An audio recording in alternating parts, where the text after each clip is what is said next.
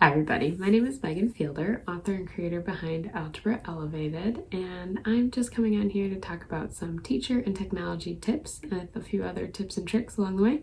And today I want to talk about a big topic for me, and that is why and how I avoid using multiple choice in my classroom as much as possible. So first of all, why? I have a really hard time with multiple choice questions and activities in my classroom because I don't think they really show what a student understands. Now, they can get the question right 25% of the time without doing any work, first of all. Second of all, if it's an engaging activity that leads them into another question, they can just guess and check until that happens the way it's supposed to. Additionally, there's so many ways to backwards solve from the answers that they can figure it out the right way or the first time without actually doing the intended mathematical practice or whatever your subject might be.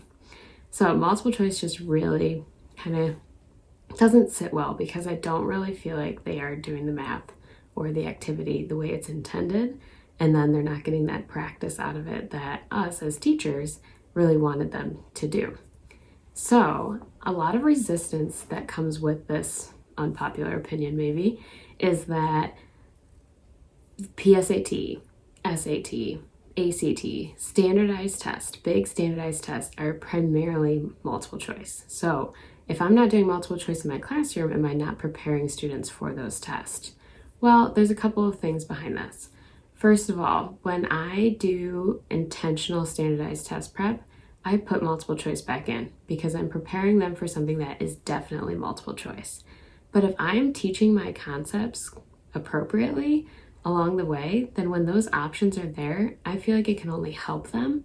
They won't be hindered by not practicing that multiple choice skills every single day or every single unit in my class. Additionally, the feedback. A lot of people feel strongly that giving a multiple choice assignment, activity, test allows students to have some feedback on whether they're on the right track or not. Although this is true, I think there are other ways to give some feedback that I'll talk about in a minute that don't lead to this 4 A, B, C, D rigid option situation. The last thing that I hear all the time is that giving multiple choice assignments, activities, whatever, is that they are easier to grade. Now, this one is hard because, yes, of course, it is easier to grade.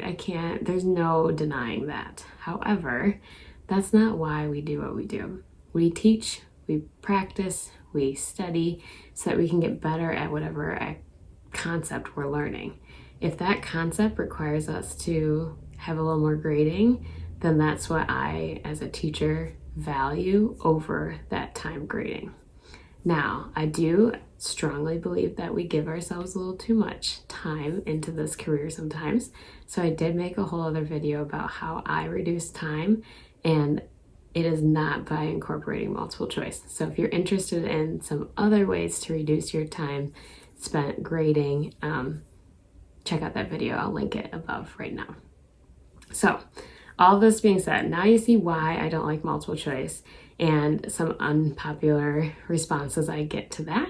But now let's talk about what I do instead. So my questions and my activities and my assignments are not just all free response, because that would be overwhelming and boring having just free response all the time. I will admit that most of my tests and quizzes are generally a free response situation because I feel like it really can show me what they know. But on a test and quiz, that's something that I'm willing to go through and grade for the benefit of feeling confident that they represent their understanding well. But on the daily practice, I do have worksheets that are free response, or I will have some digital activities that have a little added immediate feedback without being this 4-option question after question. An example of that are my worksheets with option banks. So I create worksheets that have option banks at the top, so they will solve all the problems on the worksheet, and if their answer is not one of those options, then they know they did something wrong. But typically what comes with that is it's way harder for them to backward solve, because instead of 4 options for every question, they're working with maybe 20 options for the entire worksheet. So if they do the math and the questions each on their own, that will actually be quicker than if they try to backward solve from the option bank. Another option that I really like to do in my classroom to give them that immediate feedback is to use Boom Cards. So Boom Cards are a digital resource that offers a lot of different question types, and one of those is a free response. So I could give them free response, but it will tell them right away whether they got it right or not. Another reason I like Boom Cards is to do some matching activities. So I think matching or sorting is another great way for students to show their understanding and show the connections that they make between concepts without it being a multiple choice question. So you can digitally match cards in these Boom Cards, which leads into, I also love to do matching and card sort activities, either in Google Slides, another digital version, or on paper printable cards that they can physically move around is another great activity that I like to incorporate in my classroom. Now, if I'm trying to get them a little more engaged, I'll even throw in some escape room type activities. So those are usually in Google Forms. So the Google Form will auto grade it with conditional formatting so that it moves them on to the next task or the next room in these escape room setting without being multiple choice. If it was multiple choice, the students would just have to guess 1, 2, 3, or 4 times, and then they'd automatically advance in the room. And that is not the intent of the assignment. We want them to practice the math or practice whatever content you're giving them, not just get through the activity as quick as possible. The other thing that I really like doing is anything auto grading. So in Google Sheets, there's a ton of auto grading capabilities. That obviously works a little bit more for numerical answers, like in math.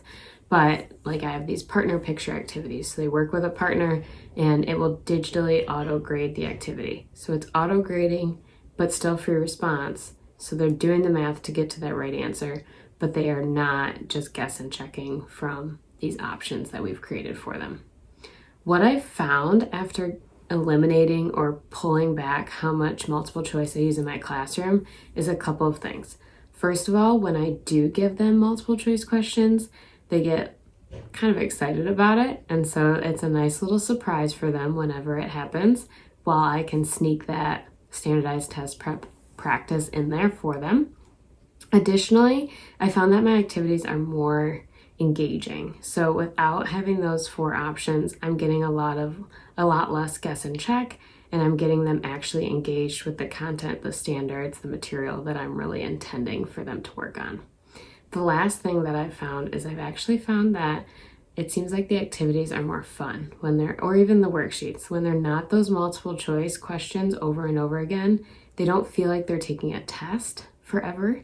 And so then the varied question types that I come up with, or the things that I throw in there that are just look a little different than A, B, C, D, seems to be a little more intriguing for them. Like those partner pictures, they like to see what picture is going to show up. Or in the escape rooms, they like to see if they can get out on the first try, the second try. So curious what your thoughts are on this. I know a ton of people are very strongly attached to their multiple choice, whether that's activities or tests or quizzes, whatever that may be. Let me know in the comments down below how you stand with multiple choice. And I encourage you to just give it a shot. See what would happen if you took away a little bit more of those multiple choice type activities, or even just blow up the options so that there's not just 4 options, there's maybe 8 or 12 or even 20. That just makes it so that they actually do the assignment that you want them to be doing while getting that feedback in different ways. If you're curious about some of the activities that I mentioned, I'll link my partner picture activity here, as well as my Google Forms escape rooms.